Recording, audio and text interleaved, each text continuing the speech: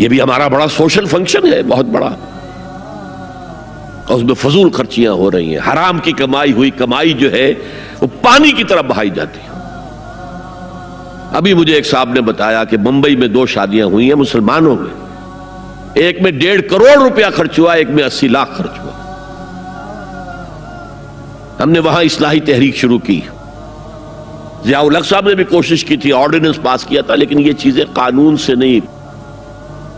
آپ کہیں کہ کسی دعوت میں 50 سے زیادہ مہمان نہیں آئیں گے، وہ 100 آ گئے تو زیادہ زیادہ یہ ہوگا پولیس والوں کو رشوت کا کھاتا کھل گیا، جو یہ پیسے لے جائیے صاحب۔ کبھی کبھی وہ پکی پکائی دیگیں لے جا کے اپنے تھانے میں بیٹھ کے کھاتے تھے، لیکن قانون سے نہیں بدلتا مزاج۔ ہم نے کیا طے کیا؟ دیکھو یہ ہے چٹان کی بنیاد۔ آپ کو بڑی اونچی بلڈنگ بنانی ہو تو دیکھنا پڑتا ہے چٹان نیچے بنیاد زمین کیسی ہے۔ تو بنیاد کیا ہے؟ آپ سادگی کرو سادگی کرو سادگی کرو، یہ واسطہ بے معنی ہے بالکل، اس لیے کہ غریب کی سادگی کچھ اور ہے، امیر کی سادگی کچھ اور ہے، سادگی کے ایک معنی تو نہیں ہے۔ لہذا کوئی جو ہے راک فاؤنڈیشن وہ تلاش کی جائے، وہ ہم نے کی تلاش۔ جو تقریب حضور سے صحابہ سے ثابت ہے ضرور کرو ضرور کرو ضرور کرو، عضوا علیہا بالنواجذ، اپنے دانتوں سے پکڑ لو اس کو۔ اور جو تقریب ثابت نہیں حضور سے اور صحابہ سے، یقیناً یہ کہیں باہر سے آئی ہے۔ یا تو ہمارا خاندانی پس منظر جو ہے، اکثر تو ہندوؤں سے مسلمان ہوئے، وہ سادات ہوں، صدیقی ہوں، فاروقی ہوں، عثمانی ہوں، وہی ہے نا جو باہر سے آئے تھے، باقی تو اکثریت یہیں سے، وہ اپنا ہندوانہ پس منظر لے کر آئے۔ تو جس کا ثبوت صحابہ کے دور میں نہیں، وہ یقیناً باہر سے آئی ہوئی چیز ہے، اس میں پھر سادگی نہیں، اس میں کمی نہیں، جڑ سے کاٹو اس کو۔ اس بنیاد پر ہم نے 5 فیصلے کیے، ذرا سن لیجئے آپ بھی، اگر آپ کوئی سوشل ورک کرنا چاہیں اس کو عام کریں۔ نمبر 1، نکاح مسجد میں۔ حدیث موجود ہے، ترمذی شریف کی روایت، اعلنوا ھذا النکاح واجعلوہ فی المساجد، نکاح کا اعلان عام کیا کرو، مسجدوں میں منعقد کیا کرو۔ میں حیران ہوتا ہوں کیوں نہیں علماء کرام نے اس کی طرف توجہ دلائی۔ حدیث ہے، ہاں میں مانتا ہوں ان کا کہنا یہ ہے کہ یہ یہاں جو امر ہے کہ مسجد میں منعقد کرو، یہ امر وجوب کے لیے نہیں ہے، استحباب کے لیے، مستحب ہے یہ کہ مسجد میں۔ تو بھائی مستحب کیوں چھوڑ رہے ہو تم؟ اس لیے چھوڑنا پڑتا ہے، مولوی بیچارے کی حیثیت ہے ہی نہیں معاشرے میں کہ وہ کہے جناب یہاں آئیے میرے پاس، میں نہیں آؤں گا آپ کے گھر نکاح پڑھانے کے لیے۔ وہ اپنا رجسٹر بغل میں دبائے بیٹھا سوکھتا رہتا ہے۔ وہ تو آنی تھی بارات عصر کے وقت، مغرب بھی جا رہی، آئی نہیں، وہ بیٹھا غریب۔ پہلے 20-30 روپے ملتے تھے، اب 200 300 400 ملتے ہیں، اور کیا ہے۔ میں نے انہیں یاد دلایا، دیکھو شرم کرو، عیسائیوں نے آج تک اپنے چرچ کی اور اپنے پادری کی عزت یہ رکھی ہے کہ شہزادے اور شہزادی کی شادی ہوگی وہ بھی پادری چرچ میں آئیں گے۔ شہزادے کی شادی ہو رہی ہے تو جو ان کی پارلیمنٹ کے ساتھ ہے چرچ، وہاں شادی ہوگی، وہاں پردہ نہیں ہے، لڑکا لڑکی دونوں آمنے سامنے کھڑے ہو کر قول و قرار کریں گے۔ ہمارے ہاں پردہ ہے تو اس لیے لڑکی کے گھر بھی جائیں گے تو لڑکی تو محفل میں نہیں آئے گی، لڑکی کا ایک وکیل ہوگا، وہ وکیل اجازت لے کر آئے گا، 2 اس کے گواہ ہوں گے، اس کے سامنے اجازت لی گئی، پھر وہ نکاح خواہ کو اجازت دیں گے، وہ نکاح پڑھا دیں گے۔ پہلی بات یہ ہو گئی کہ نکاح مسجد میں۔ نمبر 2، نکاح کے موقع پر کوئی دعوت کام نہیں، کوئی ثابت نہیں، دعوت طعام صرف ایک ہے، وہ ولیمہ ہے۔ اور اس قدر معقول بات ہے، سب باپ اپنے سینوں پر ہاتھ رکھ کر سوچیں اور میری بات سنیں، کیا بیٹی کو گھر سے رخصت کرنے کا وقت جو ہے وہ خوشی کا وقت ہوتا ہے؟ جب بیٹی گھر سے جا رہی ہو، کوئی جانور بھی آپ قربانی کے لیے، کوئی مینڈھا کو بکرا لے آئیں 8-10 دن پہلے اور بچے مانوس ہو جائیں تو وہ جب آپ ذبح کرتے تو پچھاڑے کھاتے ہیں کہ نہیں بچے؟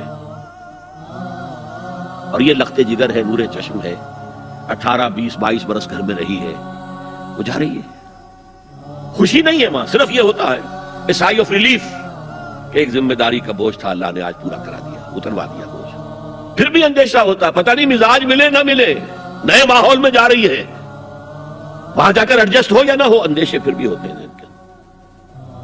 تو ان سے مرغ پلاؤ کھانا اور متنجن کھانا کوئی معقول بات نہیں ہے۔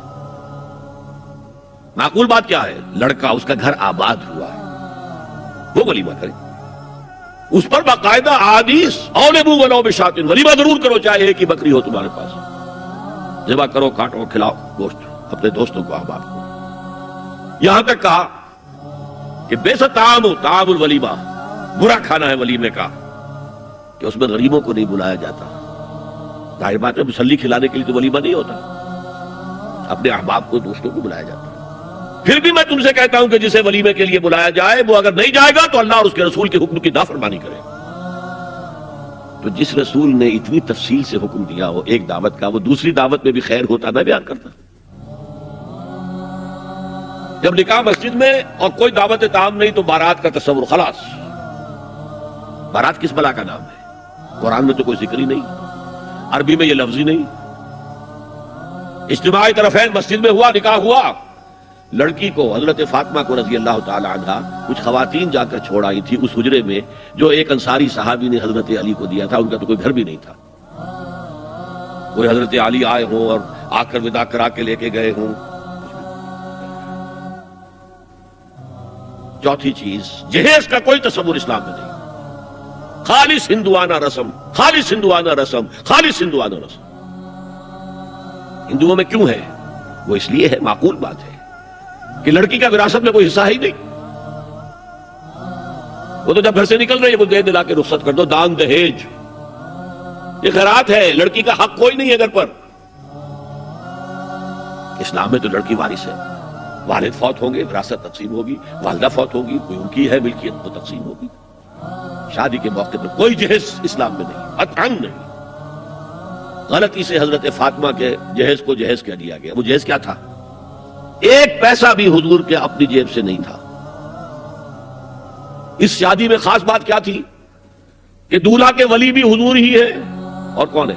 علی کا کون تھا مدینے میں، اور دلہن کے والد بھی حضور ہے۔ اب حضور پوچھتے ہیں حضرت علی سے تمہارے پاس مہر دینے کے لیے کچھ ہے؟ عرض کیا میرے پاس تو کچھ نہیں ہے۔ وہ فقراء صحابہ میں سے تھے۔ فرمایا مہر تو دینا ہے، تمہارے پاس ایک زرہ ہوتی تھی؟ جی ہاں زرہ تو ہے۔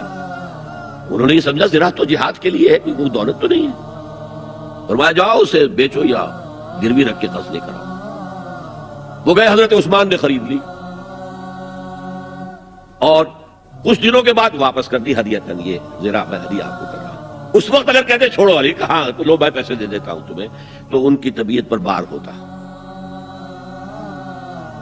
اس پیسے سے حضور نے کچھ پیسے گھر بھیجے اندر، دلہن کو ذرا تیار کر دو،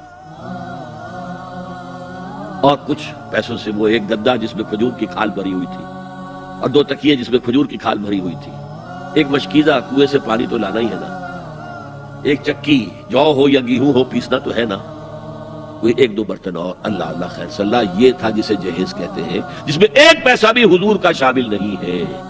وہ حضرت فاطمہ کا مہر تھا جسے بنایا گیا،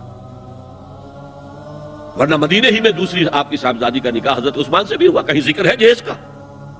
حضرت عثمان کا گھر بھرا ہوا، ہر چیزیں موجود، وہاں تو جہیز کا تذکرہ نہیں۔ بہرحال یہ شادی کو آسان کرو، زنا کو مشکل بناؤ۔